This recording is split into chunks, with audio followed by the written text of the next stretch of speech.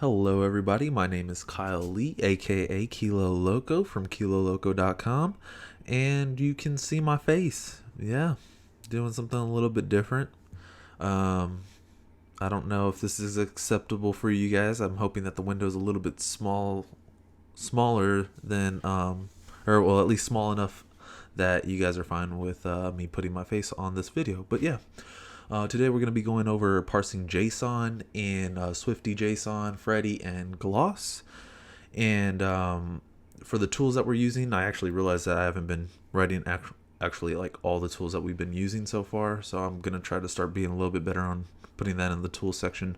But as you can see, we're going to be using Xcode 8.2.1, Swift 3.0, CocoaPods, and then obviously Swifty, JSON, Fredi, and Gloss.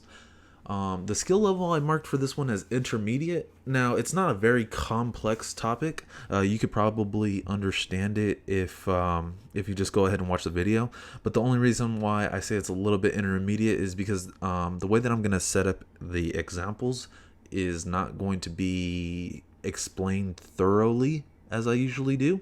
I want to focus on thoroughly explaining the actual differences between the modules and kind of just go through that type of stuff. Everything that I will be covering in this video has been covered in my other parsing local data with parsing local JSON in that video. So if you don't understand anything in this video, you might want to go back and watch that video, and that just shows you how to parse JSON without using a different module to do so. So moving forward, just want to know how to use local data, because I'm going to be using just a file, as you can see right here on some JSON right there, and understand how to instantiate models such as structs and things like that. So let's get into it. All right, so I want to go ahead and close pages. And as always, we want to go ahead and start off with a new project.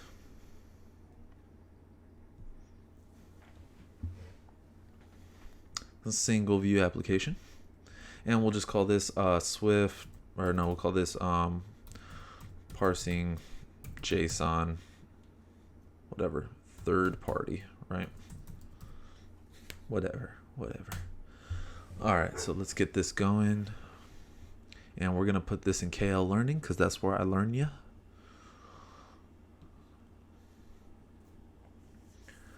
All right, so this is going to be a little bit of an unconventional way to use JSON, but I think it's the more appropriate way to see how each of these modules differ from one another, so you can choose which one you're most likely going to work with. I mean, I would definitely recommend that you work with all three of them so you can see which one you like the most, but yeah, I'm going to go a little bit unconventional with it. So let's go ahead and start off by doing the storyboard first.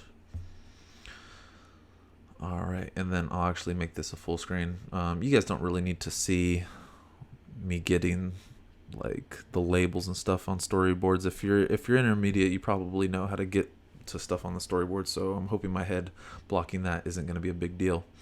So what I'll do is I'm going to get users, actually specifically from this file, which is a list of users, and I'm going to be I want to display the user's first name. I want to display their name. I want to display their address in coordinates, and I want to display their company name, and I'll go over why I want to do all that stuff right now, or when we get to that. But yeah, right now just gonna get into it. All right, that was weird. Okay, so let's start off by labels.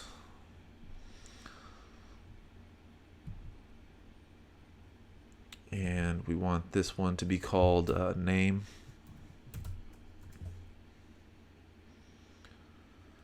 We want this one to be called location, I guess, whatever. Doesn't matter what we call these. And then we want this one. Wow.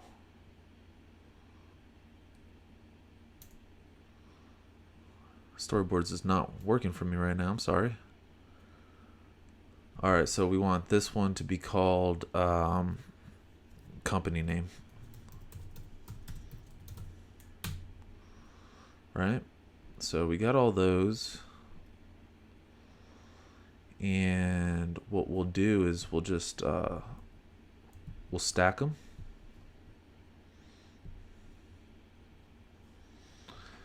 And then for each of them, we want them to be stretched out with the stack view. And then we also want them to be aligned center.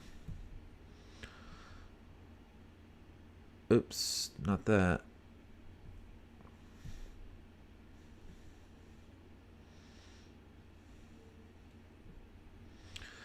And let's put some spacing in between those. So we'll put like, I don't know, like 30 spacing.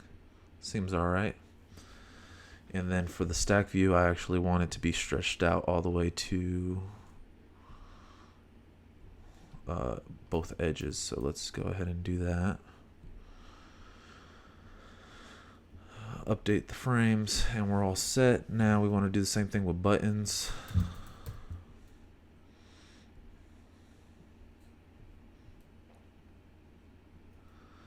And we're gonna go ahead and drag this and make a copy. Drag and make a copy. And then drag and make a copy. All right. So now I'm gonna go ahead and select all 4 of these. Stack them. Let's stretch them out so that they do exactly what we want them to. So that they go from edge to edge. You should already know all this. I'm just kind of talking through it. Don't really know why. I guess I'm just kind of used to narrating some of the most obvious stuff now, guys. I'm sorry. Anyway, got them looking nice. So this one will be, let's do this one, Swifty Json person. This one will be a Fredi person. This one will be a gloss person. And this one will just clear the data. All right. Now all we have to do is connect all this goodness to each other. And let me change the font size because I know that some people like to watch this on their phone. I'm one of those people, so I gotta cater to myself. Yeah. All right. View did load. Don't think we're gonna be using view did load. All right. So we're gonna get the name. And we'll just call this name. Yeah, that's fine. Name, whatever. Because we're in the view controller, it doesn't matter what we really call it when we access it. As long as we can access it, it should be fine. This will be called location and company. We'll just call this company and not even company name, company. Right? Make it look pretty. There you go. Next, we want to do the same thing with the buttons, except these are going to be actions, obviously. And we're going to get Swifty person. Or, yeah, get Swifty person. Yeah, sure, whatever. We're going to get a Fredi person.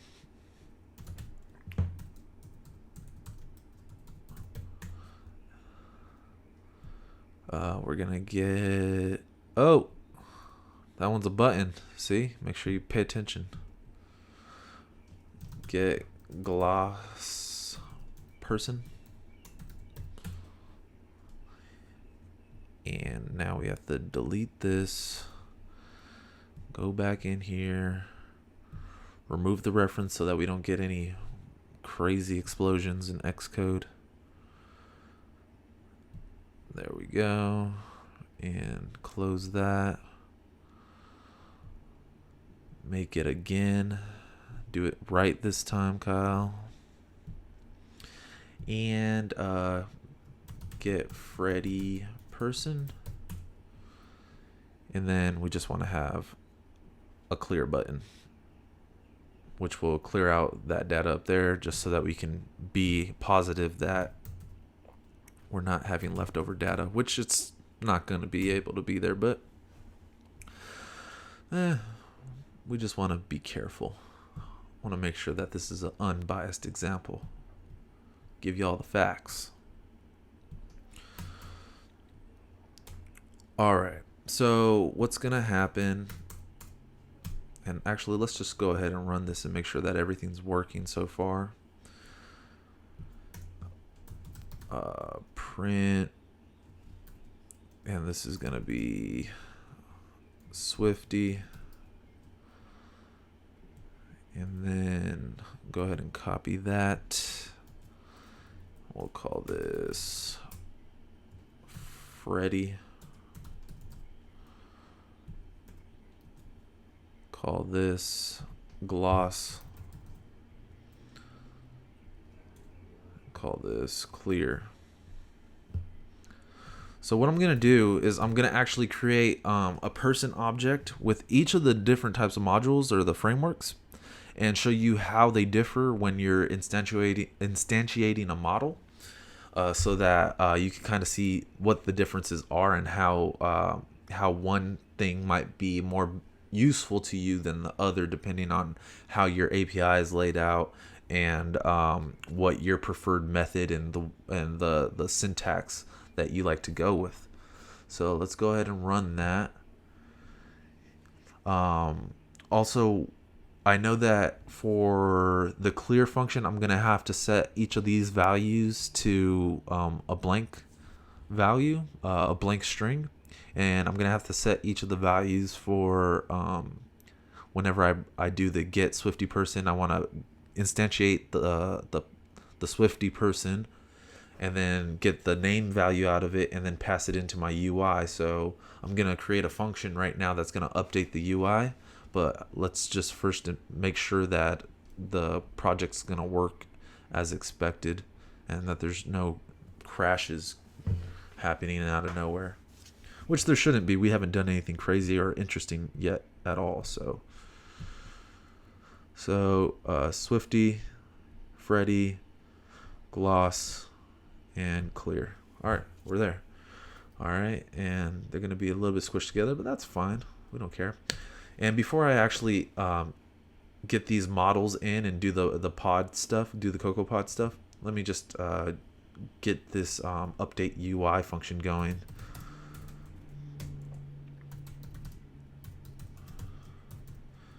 Okay, so I'm going to take in a name, which is going to be of type string, a location, also of type string, and then a company, also of type string. And then we'll do self.name equal to name. Oh, actually, we can't do that. We have to do .text. There we go. Self.location.text is equal to location. And then self.company.text is equal to company. All right. And then we know when we do this, we're going to pass it in Updateui. Are you gonna work with me, Xcode, or are you gonna be complaining like a little whiny brat? Okay, it's gonna complain like a little whiny brat. So, oh, there we go.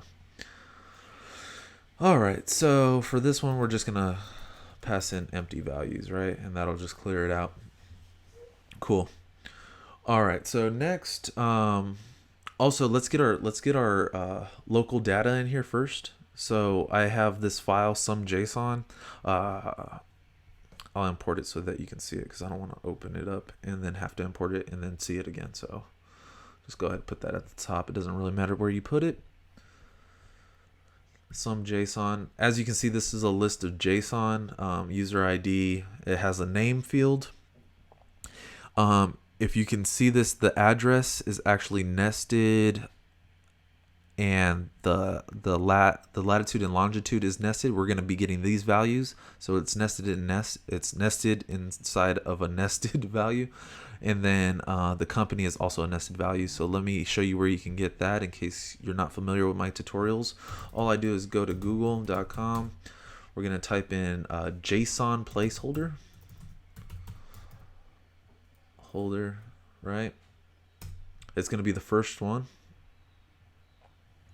You go here, and it's going to be these values. If you just type in users, it's all this. So if you look right here, because it's a little bit cleaner this way, if you look right here, we want to actually get the latitude and longitude for the location. We're not going to be doing anything with it, but it's nested.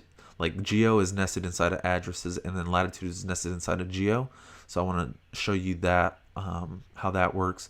And then the reason why I'm getting the company name is because it's nested inside of company. So I just want to show you how that type of parsing works.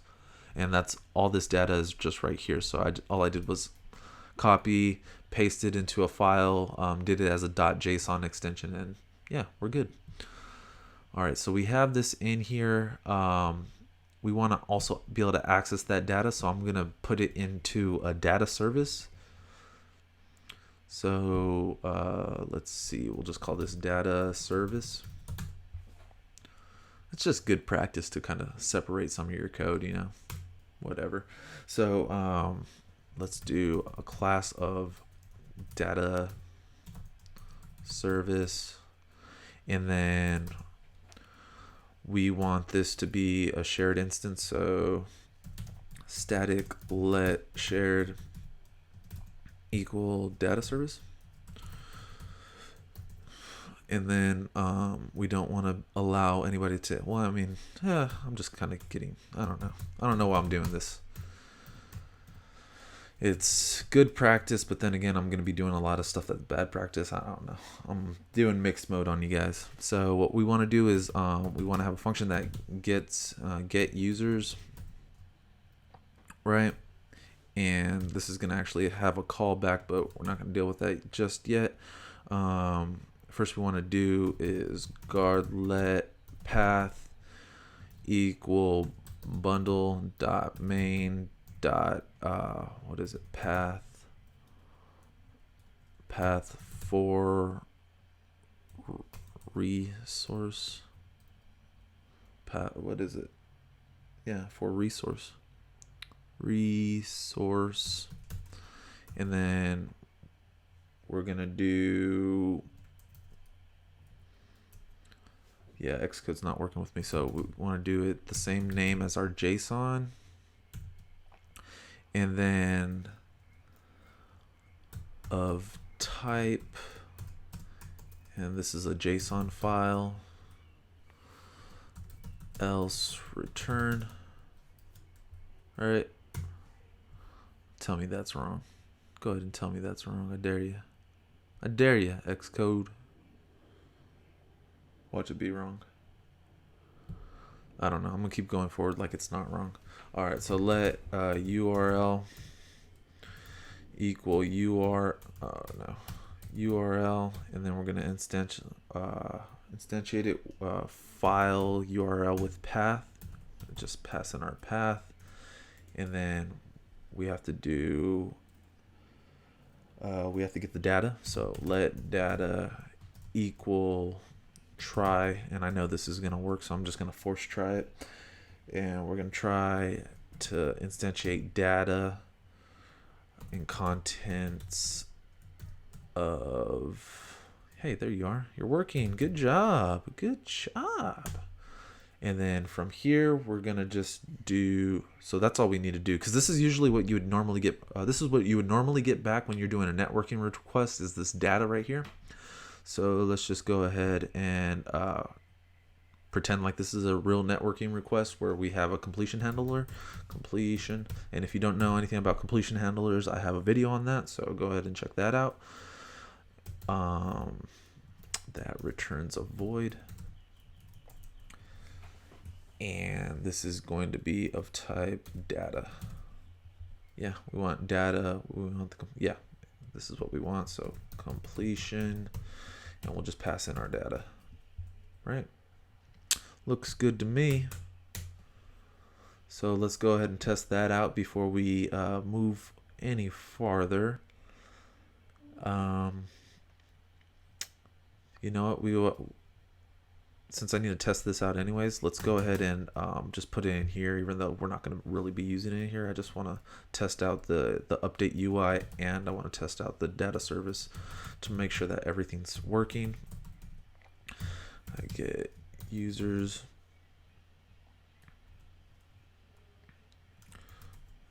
And then we have data in, and we're going to whoa. We have to serialize this data, right? Because it's only going to print out the bytes.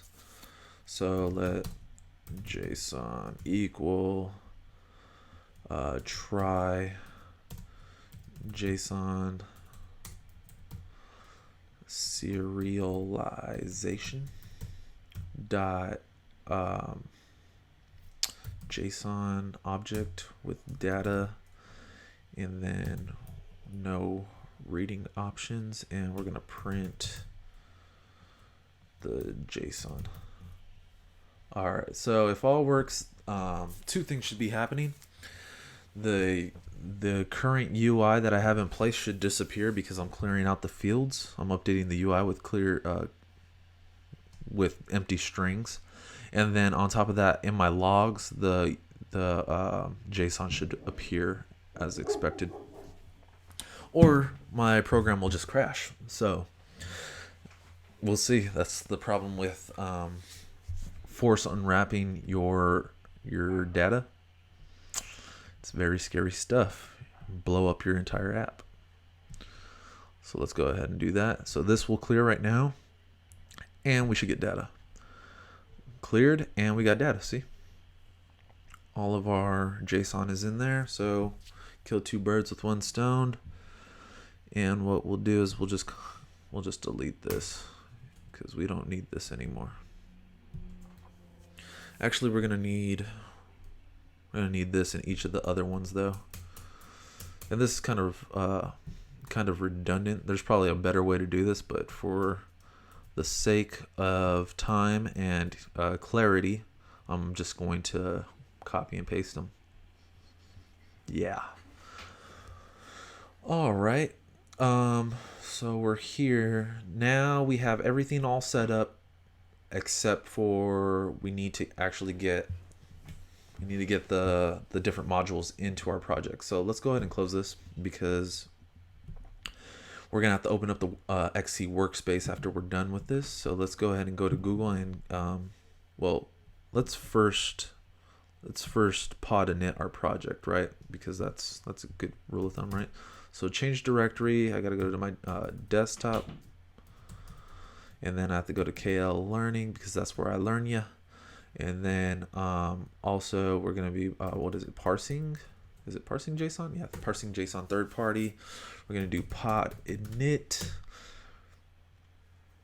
open the pod file, and we're gonna place all of our stuff right here. And yes, this is a platform iOS 9 and above. That's fine. And let's go find exactly what we have to write in there because I don't have it memorized because I actually don't use JSON parsers. I like to do it myself. Makes me feel more intelligent than I really am. I don't know, it just makes me feel good to know that I know how to do something myself without having to rely on somebody else's code, which there's nothing wrong with that, but I mean, anyway, yeah, so let's do Swifty. Can't type right now. Swifty Json should be the first one in GitHub right there. And luckily, all three of these projects support CocoaPods. I mean, it's not something special anymore because just about everybody does it, but yeah. Where did they put it? I think they put it towards the bottom for Swifty Json. No? At the top then. Oh, here it is. So pod, Swifty Json. So we're just going to go ahead and paste that in there. Then the next thing that we want to do is going to be Fredi, right? Swift Fredi. And it's going to be the top one. Hey, come on, man. There you go. All right. So usage. No, this is the one I think that's a little bit farther down. That's why I went looking all the way down there originally for Swifty Json. So we're going to use this one. And I would never recommend doing this because having multiple JSON parsers in your project, because they all are like referencing JSON and they make their own JSON objects and do things like that. So there could be like some type of conflicts. So use one per project. Feel free to use them all in different projects, but use one per project. You do not want to deal with some of this stuff because then you start parsing JSON with like one library while trying to use the other library, and it's really weird stuff. So yeah, keep that in mind. And then for this one, we'll just do this for gloss. All right, so we're going to go ahead and save that, close the pod file, open our terminal back up, pod install. Got our dependencies going. Look at that. I feel so special whenever I could initiate or install CocoaPods. I don't really know why. It just makes me feel like I know how to do something that a lot of people don't. A lot of people know how to do it, but I don't know. Anyway, open up the workspace. All right. So now we have our project. And what we're going to want to do is we're going to want to create three different models. We're going to want to create a Swifty person, a Fredi person, and a gloss person. Just like our button said. And the reason for that is so that we can see the differences in how JSON's being parsed in each of those. So let's go ahead and do new file. And this is just going to be a Swift file. And we'll call this Swifty person. And that'll be our Swifty Json person, that is. But Swifty Json person just doesn't sound too sexy. So I went with the sexier sound. Go sexier when you can. Come on, Xcode, we're trying to do stuff over here. Try to make this a little bit bigger for you guys. All right, so these are probably all going to show up as errors because Swifty Json, because I haven't built the project yet. And then this will be a struct, and then it was Swifty person. And then we're going to do the same thing for Fredi. But once we build the project, all this stuff should go away. So do Fredi person. And we're going to just import Fredi.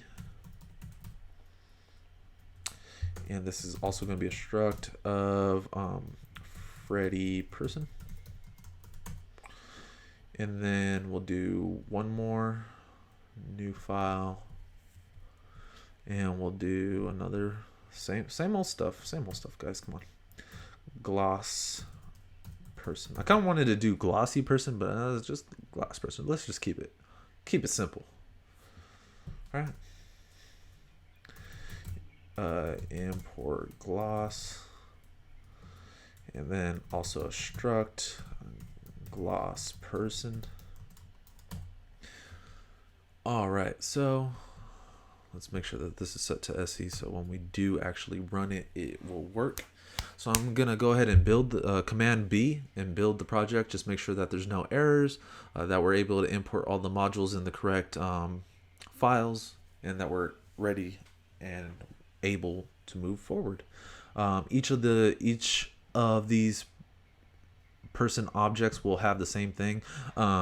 I know that I'm probably supposed to use like a protocol to get all these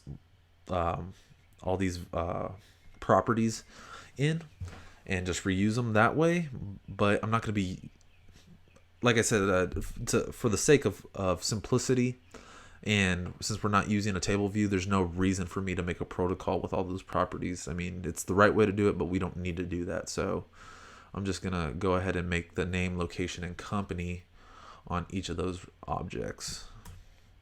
So we'll have let name be of type string, let location also of type string, and let company also of type string.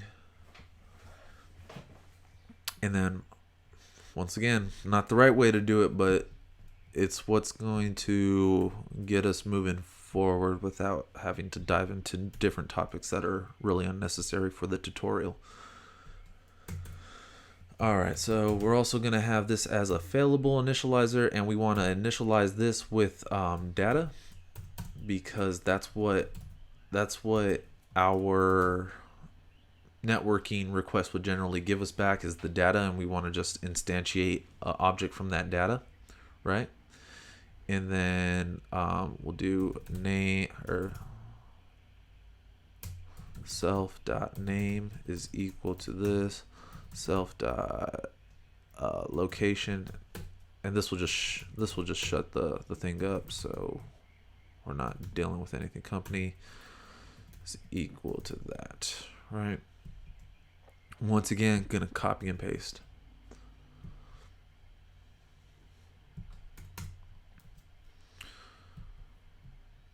Alrighty.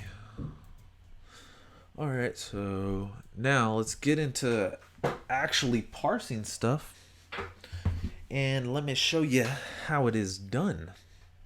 Now, excuse me, I'm going to be referencing the project that I made earlier to, understand how all this stuff works, because I had to go through several different examples. So if you see me looking down, it's because I'm cheating, and I have a cheat sheet over here that tells me exactly what I did earlier. So yeah. All right. So with SwiftyJSON, what the way that we have to move forward is that we have to instantiate JSON. So what we do is we do let JSON equals, and they have a JSON, I believe it's a struct, and you instantiate it with data, and we're gonna just pass in our data, right? From there, we're able to access all of our different values right out of the JSON. So I want you guys to take a look at it. A little bit hard to read. You know what? Do I still have the website? I'll just go here because it's a lot easier to read, to the Json Placeholder website. All right, so as you can see right here, name, well, first of all, this is an array of users, right? So keep that in mind. That's very important, that this is an array as opposed to being a dictionary. And the array is holding dictionaries. So name, easy access value, because it's just key value pair. The longitude and latitude are a little bit harder to access because they are nested twice. So we have to access address, then we have to access geo, then we have to access latitude and longitude. Company, a little bit complex, but not as complex as latitude and longitude. All we have to do is access company, then access the name, and we'll get our value. So with that in mind, let's go back to our Swifty person and see how we're going to do that. So what I would normally do, this is my coding style, is like I would put a guard statement, and then if I wasn't able to instantiate with all the proper values, I would just say like there's an error, like I'm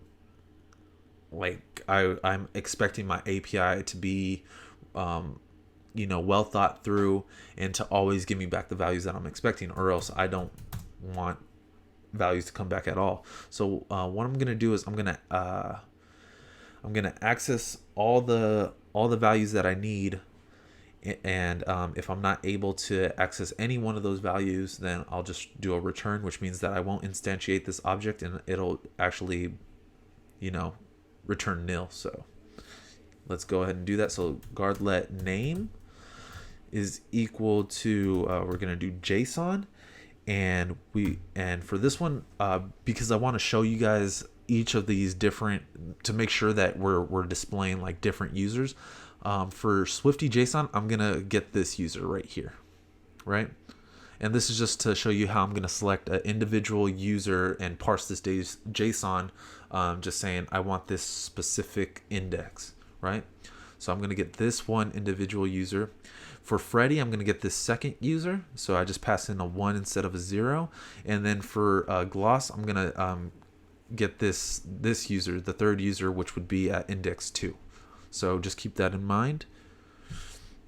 So I want the first object, which is at index 0, and then in order to go into it, all I have to do is do this name dot string, and that's all you have to do. Now this would be a string value from the name object, or from the name key value thing, right?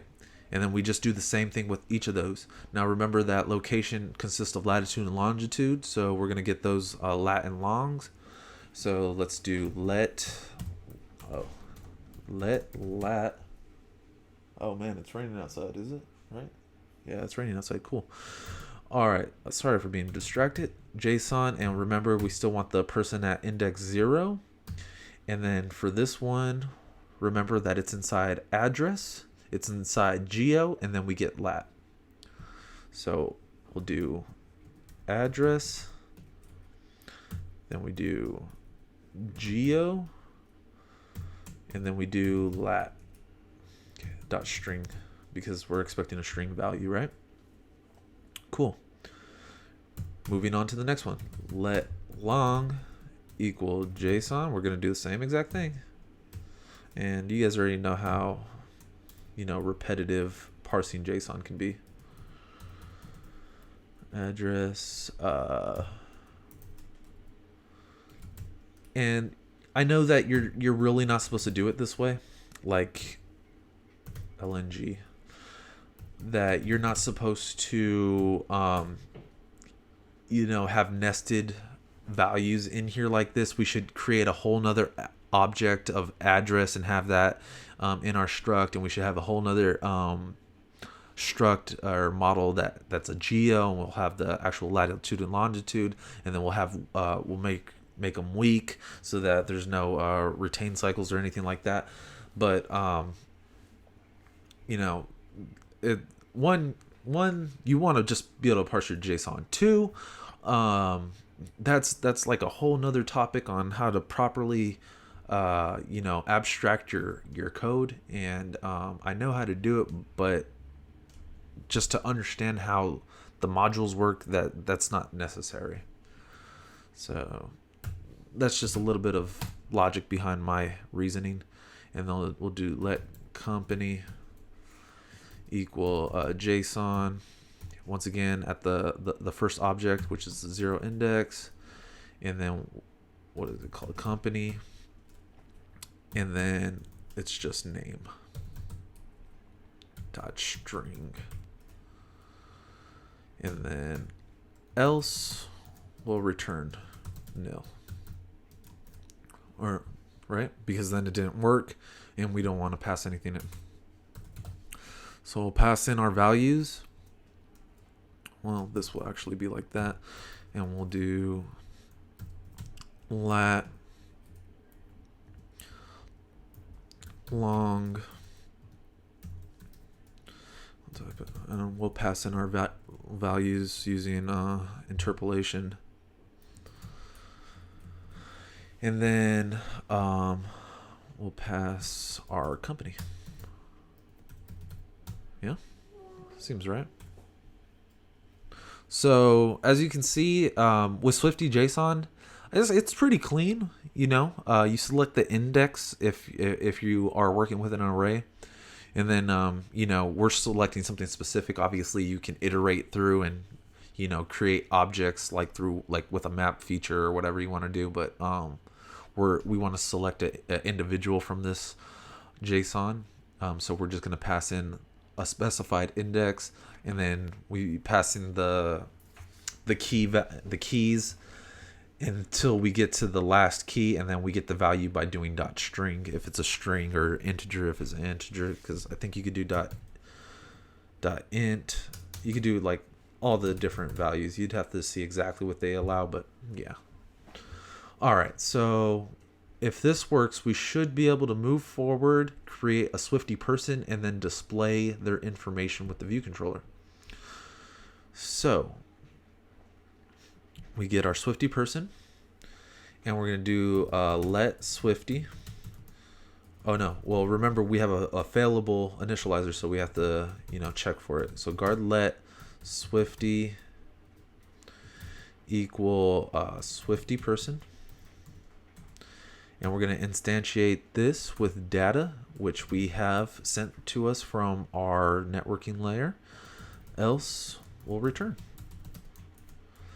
And then if all goes well, then we're going to go ahead and update. Well, we have to do self.updateui.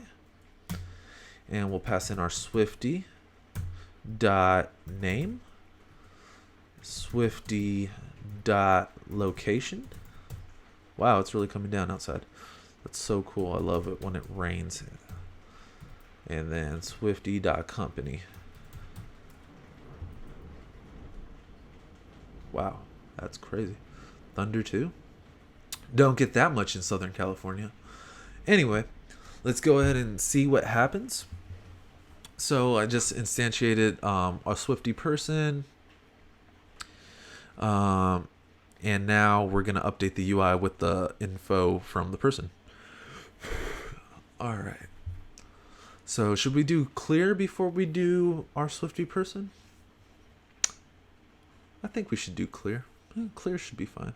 It's not going to do anything different by doing clear, but, you know, just want to make sure, right? So we're going to do clear. And we'll do update. Look at that. Leanne Graham. Let's make sure that's correct. Leanne Graham. Latitude -37. Longitude is 81. And then the company name. Bam. Now that's how you parse it. So Swifty Json, it's pretty clean. It's pretty clean. Let's go ahead and do the other ones. And next we'll be doing Fredi. So let me go over to my Fredi file, because I want to make sure that I do it right, because each of these kind of have a different syntax, and I want to guide you down the right path. All right, so with Fredi, it's a little bit different. So what Fredi does is it actually forces you to their values are all thrown. All their values are thrown. So we have to wrap everything in a do try or do catch block. So catch, and we'll just print error, and then we'll also return nil because it's failable, right? So once again, you have to serialize your JSON, so go ahead and do that. So let JSON is equal to try JSON, and once again, their struct or their type of model or whatever, and we're going to pass in our data that we were passed to initialize this object. All right, so now we have the JSON. If we don't have the JSON or the data is incorrect, then it's just gonna throw an error. Now we want to get our name, right? So let name is equal to try JSON dot get string. Look at all these that you can get, and it's so easy to read all this stuff too.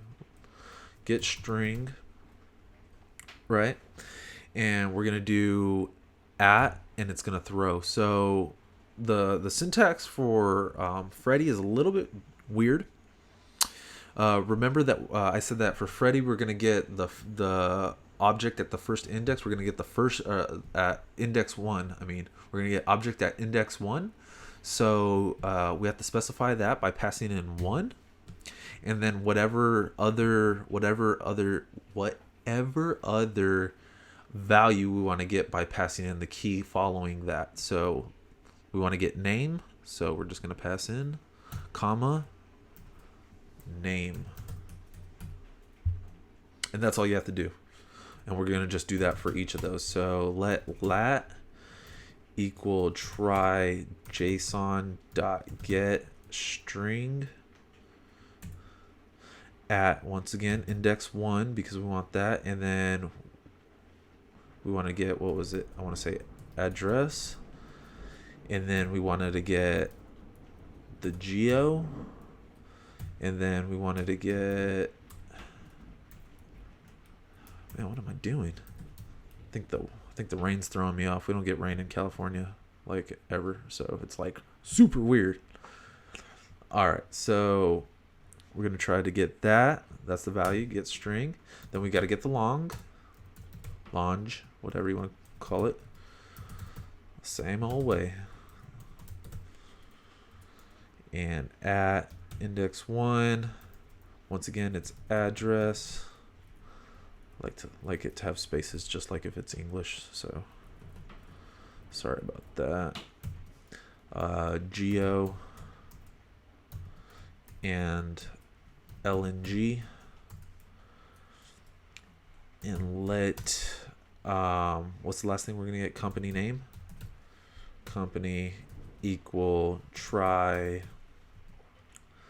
JSON dot get string at index 1 company, and then we'll do name, right? And then we're gonna just pass these values in like it's nobody's business, right? So this will be name, obviously. This will be what? It's fine. This will be company. And this will be lat, and we'll pass in our latitude, and then long, and we'll pass in our longitude.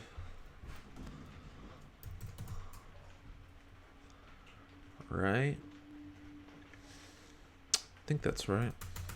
I think that's all you really have to do. Yeah. Yep, it's available. Yeah. So now we just have to instantiate the Fredi object. So let's go ahead and do that. It's gonna look pretty much the same exact way. Guard let we'll just call this guy Fredi, and it will be a Fredi person. We'll instantiate it with the data that we're receiving from the networking request. Else we'll return if we can't instantiate our Fredi person. And then we'll set self dot update UI. This will be Fredi dot name, Fredi dot location, and Fredi dot company. And that should work. Let's go ahead and run it and see what happens. It will be a different user, but everything else should work as expected. That's if I did everything right, that is.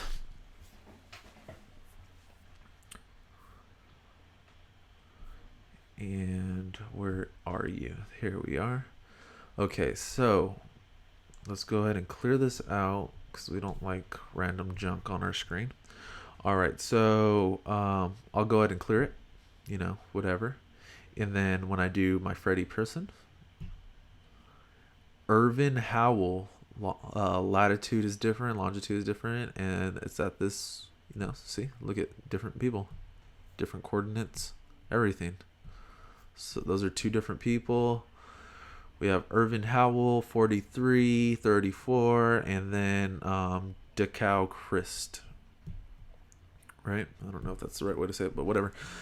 So yeah, now we were able to instantiate our Freddy object. So now let's move on to Gloss, our last one. And Gloss is a little bit weird. And it's only a little bit weird because Gloss is essentially expecting you to parse the JSON before you're trying to instantiate your object somewhat. It's like if you were going to use it in like a table view, it would want you to have the JSON before you deal with it, because it's actually not going to be, it doesn't have like a JSON serializer, or at least not that I can find. If it does, then they didn't document it well. So we have to do the JSON serialization like we would do when we're doing normal parsing. So let's go ahead and do that. So we'll do let JSON is equal to JSON. Well, this is all going to be in a do try block anyway. So do, or you know what? Let's not do it in a do try block. Let's just keep it clear. Let JSON equal try. I'm going to force that JSON serialize. JSON serializer. That's actually from a different. I think that's from Fredi. So you have to. That's why you don't want to have multiple JSON parsers in one project. Things can get kind of messy and muddy. Which there's nothing wrong with using it, but it's just like it's like a bad practice. And we're gonna do reading options, and we're just gonna pass in our data. Right there, right? And now we have the JSON, and Gloss actually doesn't have a way that I could find to easily specify an index when you're trying to parse. So I have to do this. So let's do let user equal JSON 2. So this is going to be the third user in this index, right? At index 2, this is going to be the third user. And then I also have to do this as, it comes back as any, doesn't it? I have to, yeah, I have to force it to be a dictionary. So string and any.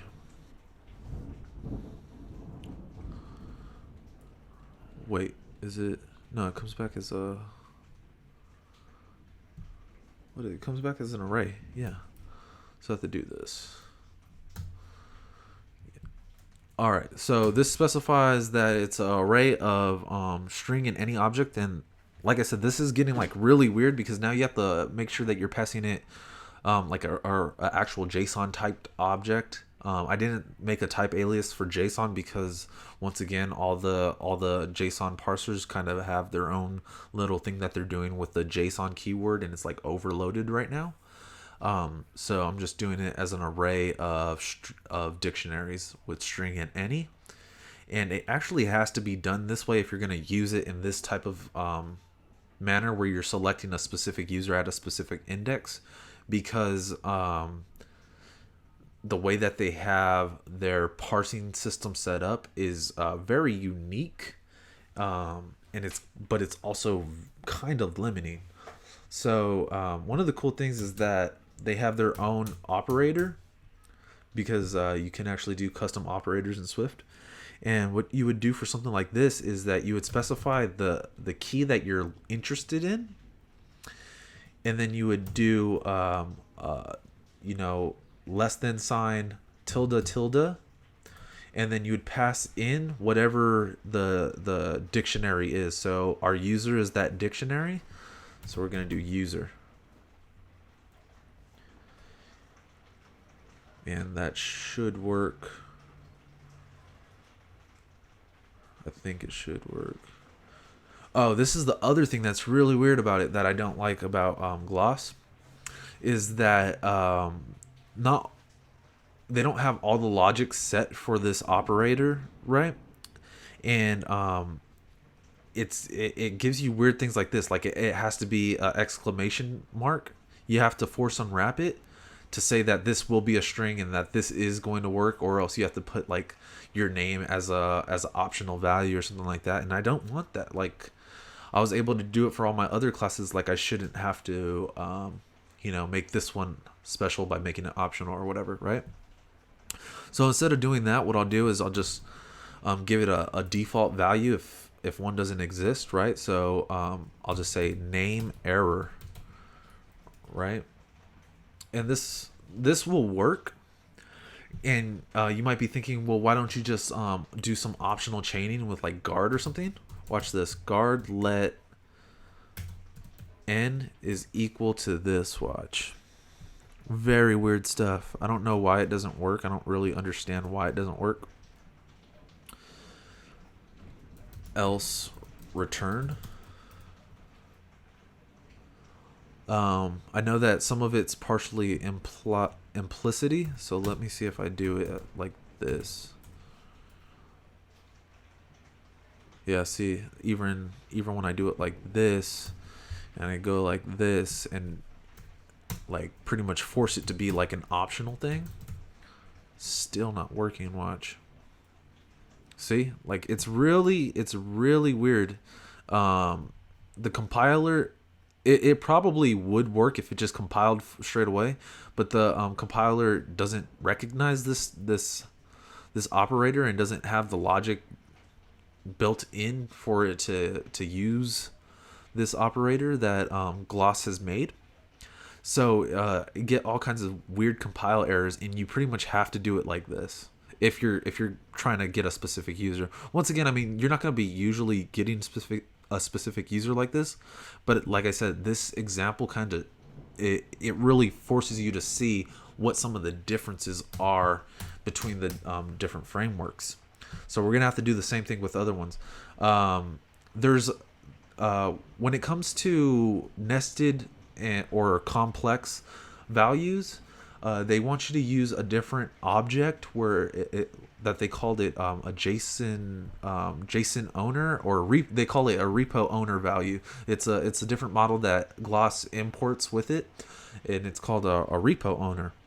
And I didn't want to do that because it brings in a whole layer of complexity that I've been trying to stay away from, where you have to instantiate a whole new model object, and you have to pass in the values the right way, and it just gets really messy, and I don't want to deal with that. So if you don't want to deal with that complexity, they have like dot syntax, which looks like this. Let me show you. So we want to get the latitude, or actually let me do this. So let lat equal this. And I want to show you another weird thing about Gloss is address dot geo dot lat, and then remember that we're pretty much we want to get it from the user dictionary, so we'll use our custom operator, get user, and then remember that it's always going to be it's going to try to make us force unwrap it. So we're just going to do the question mark, and we'll just do lat error, right? But watch this. It's still going to give us a weird compile error, I think. Oh, maybe it won't. Maybe it was just during my test run that I experienced that weird compile error. All right, well, that's good. So then we're going to do long is equal to address.go.lng,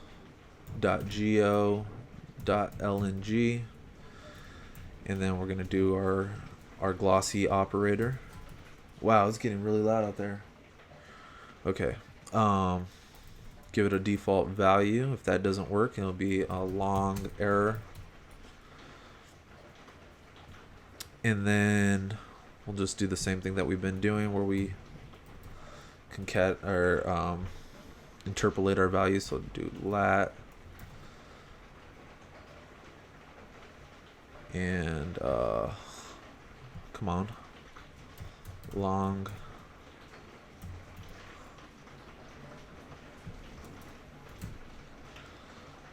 And we'll pass in our lat value and our long value. Not our ling value, the heck? Alright. And then the last but not least is the company. So let company equal company dot name. And we're grabbing it from the user. If we don't get that, then we have a company error, right? That was weird. All right, and that's pretty much all you have to do. Now, gloss is supposed to be lightweight and look very pretty, but the way that I had to implement it for this example, I don't really agree with that. But once again, you're usually not going to be using, you're not going to be parsing JSON quite like this. But if you do, then you're going to be running into something that looks just as ugly as this. Okay, there's beeping going on in my house. That's weird. All right, so let's go ahead and see if we can get this to work as we expected and have the other ones working too. So let gloss equal gloss person. Now stuff isn't gonna work for me. I don't know why. Oh, there we go. Data else return, and then self dot update UI, and then we'll do gloss dot name, gloss dot location, and gloss dot company. All right, so if everything works, then we should be getting this third user, which is Clementine Bach, latitude -68, longitude -47, and then a company name is Romagera Jacobson. It's a weird name if you ask me, but whatever. All right, hopefully this is almost done. I know that I've been talking your guys' ear off, but try to make a point. Oh wow, look at my internet went out. That's weird. Good thing I'm not live streaming, huh?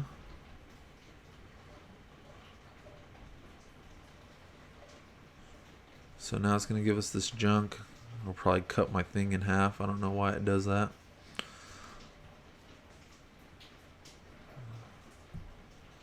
There we go. Ah, it tricked me. All right, so let's go ahead and clear this data. Clear, right? Now we're gonna get this gloss person. Bam, Clementine Bach. Yeah. All right, so we got all three of them working. So SwiftyJSON, you do that. Fredi person, you know, and gloss. And just a quick overview. So let me just talk about each of these. SwiftyJSON, I think it's probably the most popular of the three of these three different frameworks that help you parse JSON.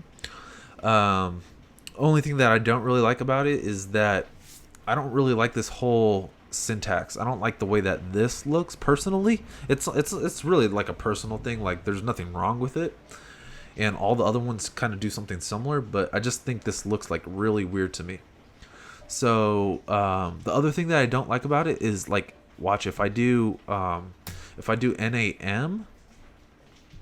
like, because this is just a failable initializer. So if none of this works, like if any of these don't work, and I could change that, but if any of these don't work, then the entire thing just wouldn't work. So I generally like to set up my models so that it's either all or nothing, so that we can take a look at some of the stuff. And obviously, if there's like a optional value, then we would have it as optional. But every user should essentially have a name, and like that should never cause the program to break. So if there was like a problem with the name value, if I do Swifty JSON person, right, then I don't get anything. Like it's not updating. You see how it's not updating, and that's just because with the guard statements, it won't let it move forward. So I could put like an error in here, which I can like handle and do all my error handling. I could add like different things into it so that it would work, but that's just not what I want to do. So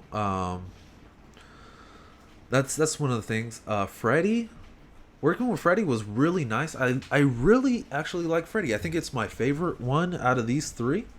I like that it forces you to use the do try catch block, and the awesome thing about them doing that is if I were to do the same thing to name, right? If there's a problem with name, and we go ahead and run this, then it's actually going to tell us, because it's trying each of these, and then if it can't do that, then it stops working here and it goes to the catch and it prints out the error, and it makes it really easy for debugging. And also it's like you, especially when you're doing networking, you want to be on top of your error handling. Like that's what really makes those top of the line apps like so fancy, is that they have like cool error handling. See, key not found nam. See, so then you know exactly where to go back and look. Like, oh, that's not supposed to be nam, it's supposed to be name. That's why it didn't work. Like, where I could probably do the same thing with Swifty Json, but it would I could probably do the same thing with Swifty Json, but it would force me to have to go back and write like additional code and think through how I'm going to implement it exactly and those types of things. It would also change the way that I initialize my objects and things like that. Now, if I go ahead and do long as go, watch this. If it will load. And we do Freddy person. See, key not found. So even if it's in the middle, it'll still work, and you'll this will help you go back and find, hey, where's my bug, right? So this is why I like it the most. It forces you to do good error handling, and then it's also a very clean way. Like you get to do get. Like on top of their extension, whenever it's a JSON object, you could do JSON and then let auto completion show you all the different things that you can do. Now, I'm not sure if this is all from Fredi. Some of it might be from Swifty. But the fact that they do it in this manner as opposed to the other manner where it does dot string at the end, it shows you the capabilities of the framework, and I just think that that's the better way of going about it. And then lastly, gloss. As you can see, I had trouble working with this, and I just didn't like the experience working with gloss. I know that some people use it, and once again, you're not supposed to be using JSON like this. You would be using it in normally like a table view or collection view or something like that, but when I want to do something like this, it causes a problem. And Gloss made it really weird with their custom operator and things like that. So yeah, I didn't like Gloss. It's probably my least favorite. If I was gonna have to recommend them in any order, it'd be Fredi first, then Swifty, and then Gloss last. But everybody has their own preferences, and it's not saying that anyone is better than the other, but these are my personal opinions. Somebody probably likes Gloss a whole lot more, and there's a lot of cool things that Gloss can do too that I didn't go over. But for this specific example, for something this simple, I just wanted to go over some of the complexities that we run into and some of the errors that or the problems that we run into. So I would definitely recommend that you still go ahead and take a look at all three of them and see what's right for your project, because Fredi may not be right for every project. Maybe Gloss will be a better fit for some projects. And same thing with Swifty Json. But now you kind of have a better understanding of what the syntax looks like and what to expect and what some of the differences are. So I'm going to go ahead and I'm going to commit this. Going to commit this code so that you guys can access it whenever you want. Yeah. And then if you watch this far, feel free to reach out to me in the comments or on Twitter on with your own thoughts on what you think. Let me know if this video was helpful. I'm always trying to make good, helpful videos, and then also you can let me know if there's anything else that you want me to cover. So we'll do parsing. And also, if you've been watching this long, please subscribe and give me a thumbs up. It just makes me feel good on the inside. It doesn't really do anything like fancy, but I mean, it makes me feel good, and it encourages me to keep going with some of these things. So parsing Json, and I'll just call this Swifty Fredi gloss. That should work. And this is the code from the tutorial on parsing JSON with third-party libraries. README? Why not? Sure. All right. And I leave all this stuff in the code or in the video just because you get to look at my beautiful face a little bit longer. No, but really, it's a good habit, and in case somebody's not really sure on how to use Git, then hey, you learned how to use Git too. Git init, Git remote add origin,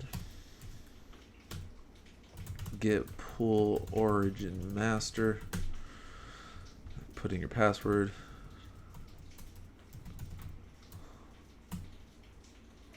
Yeah, that was my bad. Okay. Wait, did it work? Okay, git add all, git commit -am, and then finished tutorial, git push origin master, put in your password.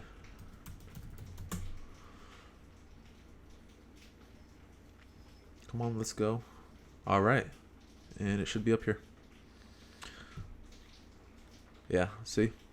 All right, so you guys have access to the project. Once again, thumbs up, subscribe, comment, follow me on Twitter, all the good stuff. All right, guys, thanks for watching, and I hope this was helpful. And as always, code passionately.